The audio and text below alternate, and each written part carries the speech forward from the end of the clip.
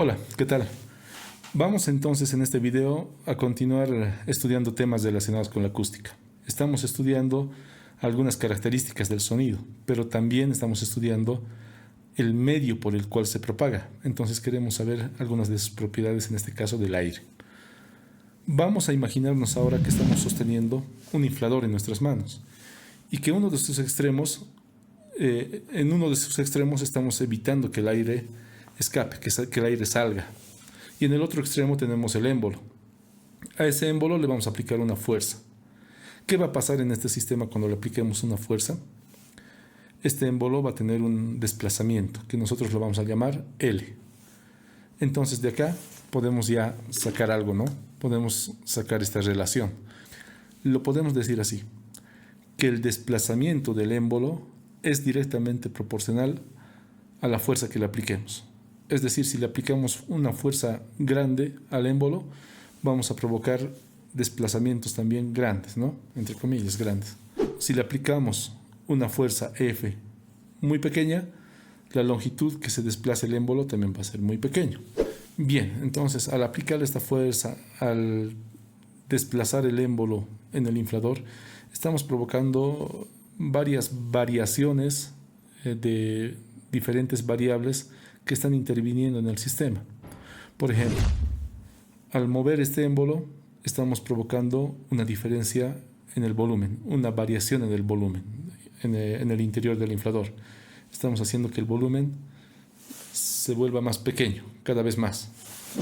Y casi por intuición, que así es evidente, que si variamos el volumen en el interior, le estamos aplicando una fuerza a una determinada área y el volumen va volviéndose más pequeño cada vez más, podemos decir que estamos también provocando una diferencia, una variación en la presión en el interior del inflador, en el gas. Bien, esto también lo podemos anotar a manera de una relación, ¿no? Podemos decir entonces que la variación de la presión es directamente proporcional a la variación del volumen en el inflador, en el interior del inflador. Ahora, todo este proceso se lo puede llevar de dos maneras diferentes. Una, de manera muy lenta, o sea, aplicarle la fuerza y provocar ese movimiento del émbolo de manera muy lenta. Y dos, aplicarle esa fuerza y provocar ese desplazamiento del émbolo de manera muy rápida. Ambos métodos van a tener sus particularidades, ¿no? Y voy a tratar de explicarlos ahora. Bien, cuando aplicamos esta fuerza y provocamos un desplazamiento muy lento, en cada intervalo de tiempo va a haber también un incremento de temperatura, muy pequeño.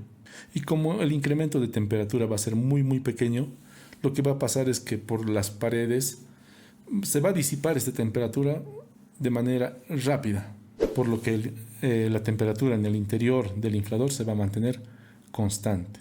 A este proceso se llama isotérmico, es un proceso isotérmico.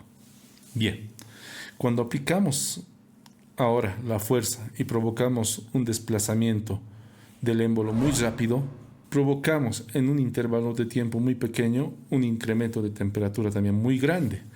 Ahora, al ser tan corto el tiempo, pero el incremento de temperatura al ser grande, no hay mucha posibilidad de que esa temperatura se disipe rápidamente hacia el exterior de las paredes. En ese tiempo muy corto vamos a pensar que no hay transferencia de calor hacia el exterior, ¿no? Entonces a este proceso se lo llama adiabático. Lo voy a explicar ahora, vamos a hacer un pequeño resumen y vamos a ver algunas ecuaciones también, ¿no? Al respecto. Si el desplazamiento L es lento, podemos determinar el cambio de las presiones mediante esta ecuación. La variación de la presión va a ser igual a menos K, K es una constante del gas, multiplicado por la variación del volumen. Ahora, si el proceso es rápido, esa ecuación sufre una variación, ¿no? El incremento o la variación de la presión va a ser igual a menos 1.4 por la constante del gas multiplicado por la variación del volumen. Vamos a hacer entonces un resumen rapidito.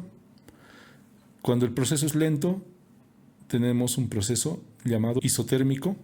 La temperatura se va a mantener constante en el interior del inflador y la temperatura también es homogénea en el interior y se disipa a través de las paredes, habíamos dicho, ¿no? Cuando el proceso es rápido, a ese proceso se va a llamar adiabático. Y tiene que ver con esto, ¿no? La temperatura se eleva al comprimir el gas. Eso sabemos por la ley de los gases, que cuando hay un cambio de temperatura, cuando se comprimen los gases, la temperatura se incrementa, y cuando expandimos los gases, la temperatura disminuye. Y es así como funcionan muchos de los dispositivos que conocemos ahora, ¿no? Los refrigeradores, el aire acondicionado y demás. Funcionan así. Debido al corto tiempo en el que se da este proceso, no hay lugar para que la temperatura sea disipada. Y por lo tanto podemos decir que no hay transferencia de calor hacia el exterior. Bien, aquí podemos ver algunas imágenes que les he dibujado. Y tenemos aquí el proceso isotérmico, ¿no? Al principio tenemos acá el sistemita, le aplicamos la fuerza y bajamos el émbolo. ¿Qué pasa con las moléculas? Se comprimen, pero se hace de manera tan lenta que las moléculas no sufren un cambio de velocidad apreciable, ¿no? Aumenta la presión, sí, pero habíamos dicho que la temperatura se mantiene constante y más o menos las moléculas no se mueven por todo lado de manera caótica, por decir algo, ¿no? En cambio, cuando nos vamos a un proceso adiabático, tenemos el cambio de presiones, tenemos el desplazamiento del émbolo, y este desplazamiento rápido del émbolo va a provocar también en las moléculas un cambio de la velocidad. Vamos a cambiar la velocidad de las moléculas, van a chocar unas contra otras rápidamente, por lo que se va a producir un incremento rápido, muy rápido de la temperatura. Bien, aquí tenemos algunas ecuaciones, ¿no? de los gases.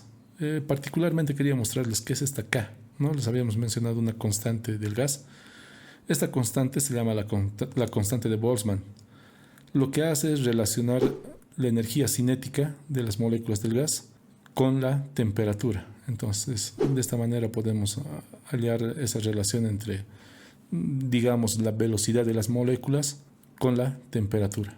Bien, algo importante que igual podemos mencionar es que en procesos adiabáticos, en procesos donde hay un incremento apreciable de la temperatura en el sistema, vamos a notar que el gas se vuelve más rígido, ¿no?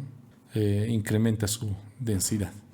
Bien, hasta aquí llegamos con este video. Vamos a seguir estudiando el sonido y algunas de sus propiedades en los próximos videos. Espero sus comentarios también y sus sugerencias. Y si hay preguntas, vamos a tratar de responderlas. Bien, entonces hasta otro video. Nos vemos.